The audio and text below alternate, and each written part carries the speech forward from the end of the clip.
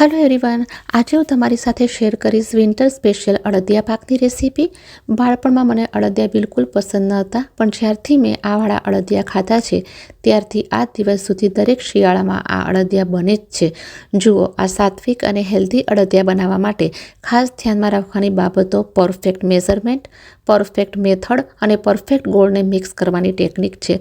આ ત્રણેય બાબતોનું ધ્યાન રાખશો તો તમે આંખ બંધ કરીને પણ આ પરફેક્ટ અડદિયા બનાવી શકશો।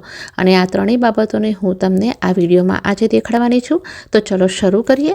અડદિયા ટ્રેડિશનલી ધાબો દઈને બનાવવામાં આવે છે, મતલબ લોટમાં થોડું ઘી અને દૂધનું મોયણ નાખી એને ઢાંકીને રાખી મૂકવામાં આવે છે, જેનાથી એનું ટેક્સચર દાણેદાર મળે।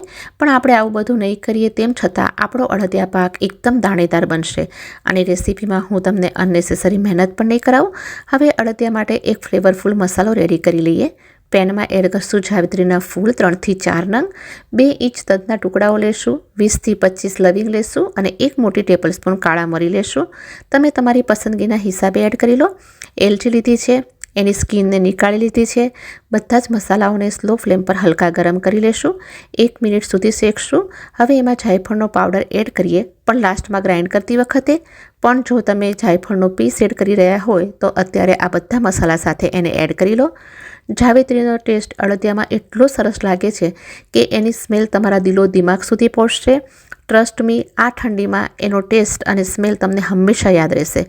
મસાલાને મેં પરફેક્ટ માપ આપી દીધા છે। જો તમે દરેક વખતે આ માપ સાથે બનાવશો તો સ્વાદ દરેક વખતે એક સરખો જ આવશે અને ઘરવાળા તમારા અડદિયાના વખાણ કરતાં થાકશે નહીં, એની ગેરંટી હું લઉં છું। આ રેસીપીમાં મસાલા નાખવામાં આવે છે એની પાછળ પણ કારણ છે। આપણા પૂર્વજોએ આ રેસીપીને ઘણું જ રિસર્ચ કર્યા પછી બનાવી છે, જે આપણી હેલ્થને વધારે ને વધારે ફાયદો કરે છે। હવે એમાં 1/4 ટીસ્પૂન જાયફળનો પાવડર એડ કરશું અને બધા જ મસાલાને ગ્રાઇન્ડ કરી લેશું। તો આ જુઓ, આપણો મસાલો રેડી થઈ ગયો છે। હવે મેં અહીંયા અડધો કપ ગુંદર લીધો છે। જો તમને ગુંદર ચાવવામાં આવે અને પસંદ હોય તો તમે એને ગ્રાઇન્ડ ના કરો, મિક્સીમાં એને ગ્રાઇન્ડ કરી લઈએ।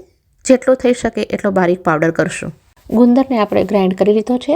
હવે મિક્સી જારમાં 2 ટેબલ સ્પૂન કાજુ લીધા છે, 2 ટેબલ સ્પૂન બદામ લીધી છે અને 2 ટેબલ સ્પૂન પિસ્તા લીધા છે। આ બધા જ ડ્રાયફ્રૂટ્સને મેં હલકા રોસ્ટ કરી લીધા છે।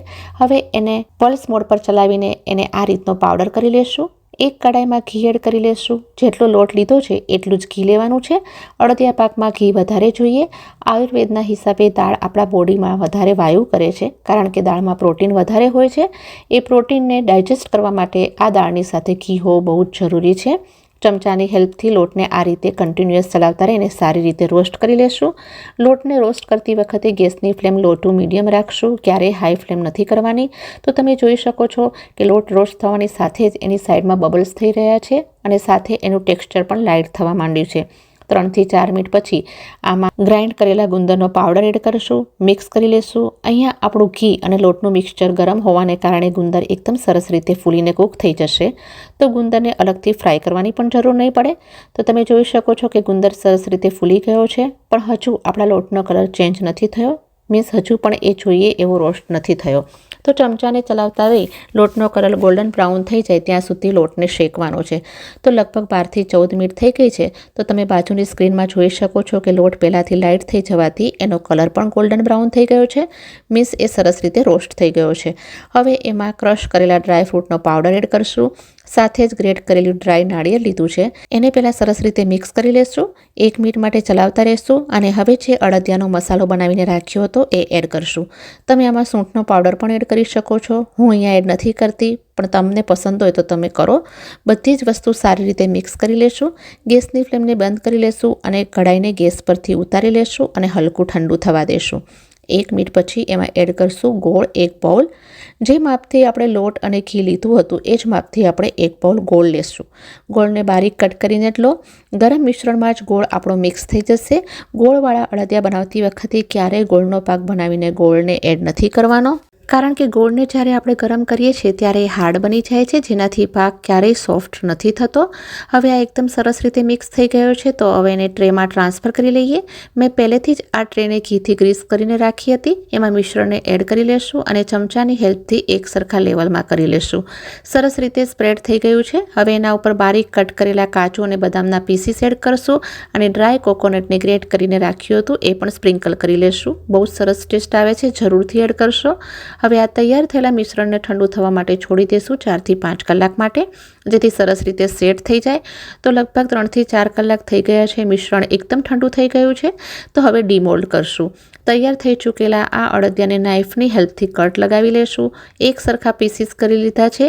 એક પીસ લઈને તમને દેખાડું તો મોંમાં મૂકતા જ પીગળી જાય એવા એકદમ માર્કેટ જેવા અડદિયા તૈયાર થઈ ગયા છે. જેને બનાવવાનું એકદમ ઇઝી. ઘરમાં રહેલી ચીજોથી વિન્ટર સિઝનમાં બોડીને સ્ટ્રેન્થ દે એવા ગોળવાળા અડદિયા પાક તમને કેવો લાગ્યો કોમેન્ટ કરીને જરૂરથી કહેશો. તમને આજની આ હેલ્ધી રેસીપી પસંદ આવી હોય તો પ્લીઝ એક સ્માઇલની સાથે વિડીયોને લાઇક કરજો, શેર કરજો અને સબસ્ક્રાઈબ કરવાનું બિલકુલ ના ભૂલશો. જલ્દીથી મળીશ ફરી નવા વિડીયો સાથે. ત્યાં સુધી take care and thanks for watching.